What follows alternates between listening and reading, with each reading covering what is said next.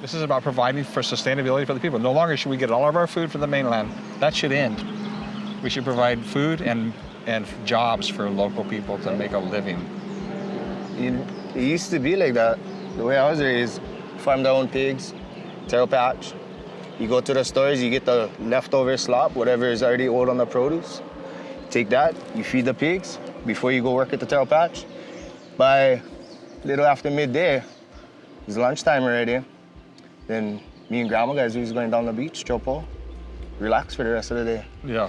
Start the fresh the next day. Start over again the next day. Yeah. Well, that's actually life in the ground. I mean, I think people long for that. I miss that. I mean, I grew up in the ground, but not farming. I was doing other things. But this is exactly what's missing when you go to the store. This is the missing piece. People who've lived this life, it comes out. I think we talk about organic farming and. The difference for me, like I grew up on Kauai. It's still, even when I travel back home, it's like a time capsule. I go back in time, it's slower. Yeah. Until moving over here, I didn't appreciate what I had back home, and just the connection to the whole family as the connected ohana that is beyond your blood. Because when you everybody, you have a luau. Before I grew up, we farmed pigs. Then you connect to the other farmers across the island. They donate for funerals, weddings, luau's in general. And even to this day, my cousin's still carrying on in big lo'is that goes into the huge production for all the poi out of Hanalei Valley. 3-acre lo'is, and over here it's a little different. Yeah. Oh, it's built up, it's city, and I didn't realize the dependency that the state has on import. Yeah. Because back home, it's you call somebody, you need luau leaf, call up uncle guys, or they just show up. We go catch fish. I come from a Konahiki bloodline of Wainea Valley. My Papa Kalani always caught fish, surrounded ahis in Hanalei Bay back in the day. Yeah. Gave away to everybody. Yeah, there was a little bit barter, trading, a little bit for sale, but before it wasn't about money. Yeah. It was about survival, being connected to the land, where you're from. And this day and this generation, it's changing. Well, that's what we're trying to do in some sense. We're trying to actually create a place where that can come back. Yeah. Where the government shouldn't be pushing us out, shouldn't be pushing out. You describe family beautifully. It is exactly what we need in our society. We need people connected to each other. And if that happens around food and farming, then that's even better. Yeah. But the idea that we can actually cultivate that as a government, we can cultivate that as a government. We have to just deal with policy differently. It cannot be about corporate. It has to be about family and farming. Everything's around food in Hawaii. Yeah. We love hanging out around food. And the dependency on the store, it's kind of sad, because we can grow everything. Yeah. All the way down to the animals. Yeah. My uncle guys still farm. Yeah. When it comes to being cattlemen. Yeah. That's one of the things I've been talking about for a while. Coming from there, I have a different point of view now that I live on Oahu. Yeah. So that's one of the things I've been talking about. We've been talking about, where did dairy go? Where did poultry? Where did the farm go? Where did the beef industry go? Hawaii used to have a powerful ag business. It's no longer here. There's no way to do that. So what we're going to do is we're going to open up lands. We're going to open up transportation. We're going to create space, and government is going to get out of the way, the burdens and the taxes, so that people can actually grow product in the land and actually make a living. So it's dual. You no longer have to be dependent on imports for everything in Hawaii. We shouldn't live on tourism. We should live from the ground. We should live from our own resources, and this is where farming comes in. This is why we're here today. This is what this is. This is about getting wisdom from the farmer, from guys who actually do it. So that's what I long for. That's what we hope for as administration. I agree with multiple points that you just shared. If we can get land to do so, there is more just like me, young, willing and able. That's right. Who come from backgrounds of farming, whether it be uncle, auntie guys, or direct links. Yeah. To get back in touch with the way of life how it used to be is what is longed for. Yeah. It's always been that for me in my life, and I'm fortunate. There's a lot of locals, brothers and sisters that we Hawaiian. Yeah. They don't know it. Yeah. But they're willing and they want to get involved with it. Yeah. This is a chance. Yeah. I believe. It is a chance. That's right. What we're doing is we're offering a chance. It's a chance for people to take back their land, to take back their voice, because it's about choice. It's about, some sense, it's about policy, right? You have people that are making policy that have just set aside all of the local industry, and they've traded it for imports. forgetting the fact that they're shooting themselves in the foot. This is unsustainable, the way that they're governing. And so that's what our campaign is about, really giving the people's voice back. So what does that look like? It looks like the opportunity for people to farm. I mean, it's just amazing to hear you talk. It's amazing to hear the urgency and the passion that lives in there about getting back to your roots, about providing, about being in the ground, about food, about family. This is what it's all about. I think I can speak for more than just myself when coming from this place. It's our connection. Yeah. Without the connection, who are we? That's right. And it goes from the land all the way out to the ocean. Yeah. I was fortunate I was raised with both. Yeah. And That's so awesome. it's just what it's about. Yeah, it is what it's about. It's what life is I about. totally get your heart. It's really awesome. To the day we go back into the dirt. Yeah. We gotta take care of what we came from, right? Yeah, that's right. There's That's an honoring the sacred. The ground is sacred. It's a gift. God gave it for us to steward, not to take advantage of. And what you're talking about, weeds. That's what we gotta do in our life too. We gotta constantly weed. That's right. Otherwise, That's right. the colloid, it's gonna have a hard time growing. The fruit tree, the banana tree, is weeds growing all around it. You can't get to the fruit. Yeah, that's right. It's hard for the tree, the plant to produce something that's good, yeah. Yeah. So we gotta constantly weed all our lives. Yep. That's I know right. personally. It's all about planting and sowing and weeding. Yeah. That's right. It's a good analogy that's Yeah. given to us. And when you look at weeds though, you can see how fertile the soil is below it.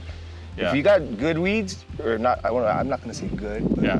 if you got weeds, it's Fast good. growing weeds. It's good. Right. If you see weeds growing there, that means you can grow other things there. Yeah. Yeah. Go take out the weeds, Yeah. lay it on your weed cloth if you got to, burn them, Yeah. give back, and plant your seed. It'll grow. Super Plant your good. huli, plant them deep. Yeah. Super awesome. That's what it's about. I hate to bring it up because you're a construction guy, but the construction companies need a place to park their trucks. Right. They bid on that land and they can bid more than a farmer. Right. And I was told they're going to get the land. Besides that, they know the guys too. Yeah. And so our farmer who could grow a lot of food cannot get the land. That's right. So this is exactly what I'm talking about when you're talking about bad policy. Yeah. This is the kind of policy that it's just so short-sighted. It doesn't actually take into account what happens in 5 years when there's less and less land available because we've leased it all to long-term. Whatever the industry is, the fact is that we need to continue to open up and make a way for farmers and for people who are in the ground to actually make a living. The deal is you can't just grow this, it has to be profitable. Right. You have to be able to buy land, own the land, and create legacy income.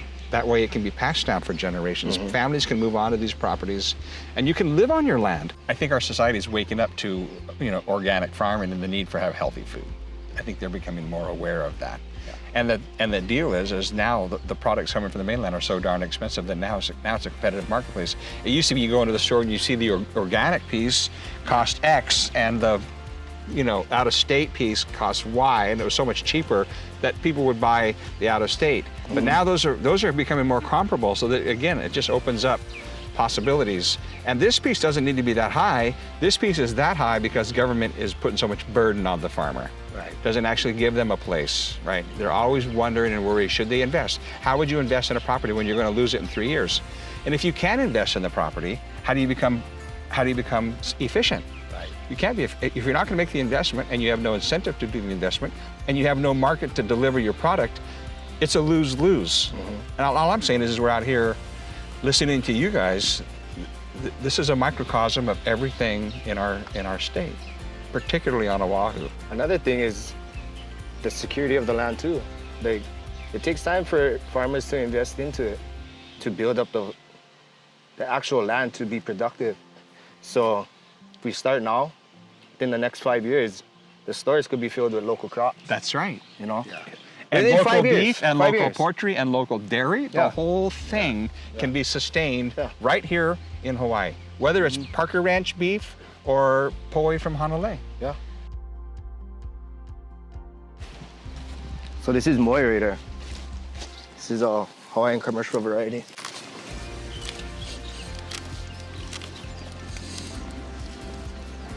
So if you look, this is a makua. It's the pocket after the huli was planted. Again, this will get cut again and replanted. All of this is edible. This outside, not this already there. See a lau-laus. This, skin them, chop them up, boil it down, make a your stew with that. This right there. To your cohino.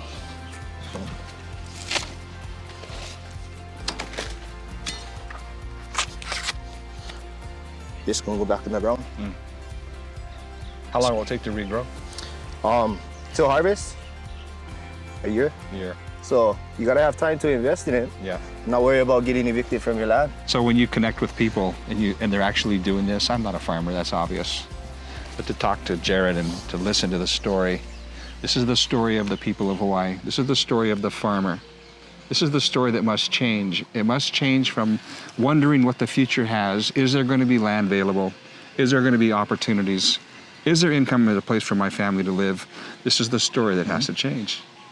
That's what I hear you saying. No. Is that right? Is that what you're saying? No. Yeah, so I don't want, so one thing is true, I just want to be out here and you can talk about policy as much as you want. You can talk about knowing about farming and you can talk about knowing about economy, but until you come out here and you talk to a young man like Jared who spent his life in the ground, whose family, Kauai, Hanalei, decades, generations of farmers, they represent what's really going on. You represent what's really going on.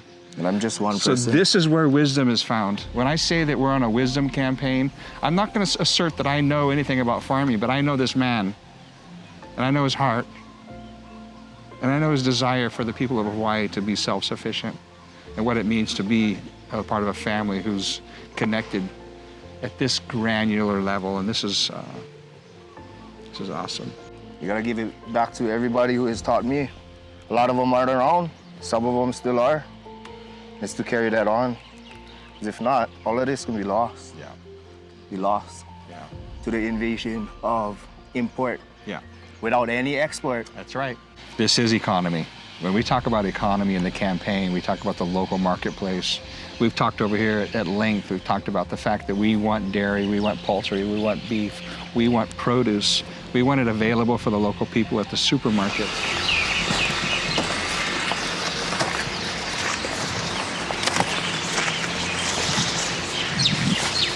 This variety tends to be pretty tender all the way around. Uh-huh.